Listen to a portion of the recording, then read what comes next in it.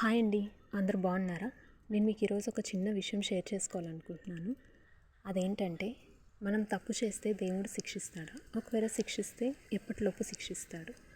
చాలామందికి ఉన్న ఆలోచన ఏంటంటే, ఈరోజు ఒక తప్పు చేశాను, ఆ రోజు సాయంత్రం వరకు శిక్ష ఏమీ రాలేదు, మరుసటి రోజు శిక్ష ఏం రాలేదు. అలాంటప్పుడు ఏమనుకుంటా అంటే, ఓకే, దేవుడు చూసి చూడనట్టు వదిలేశాడేమోలే, లేకపోతే నేను చేసింది అసలు పెద్ద తప్పు కాదేమో అనే ఆలోచన కలిగి ఉంటారు. కానీ అది కరెక్ట్ కాదు. దేవుడు శిక్ష ఆలస్యం చేస్తున్నాడంటే ఆయన మనకు అవకాశం ఇస్తున్నారు మార్పు చెందడానికి, అంతేగాని చూసి చూడనట్టు వదిలేస్తున్నాడని కాదు. అలానే కొంతమంది నేను అన్ని విషయాల్లో పర్ఫెక్ట్ ఉన్నాను, ఏదో ఒక విషయంలో చిన్న తప్పు చేశాను, దేవుడు అంత పట్టించుకొని ఉండలే అని అనుకుంటూ ఉంటారు. దేవుని వాక్యంలో ఉంటుంది, దావీదు దేవుని హృదయానుసారుడు. David is a man after God's own heart.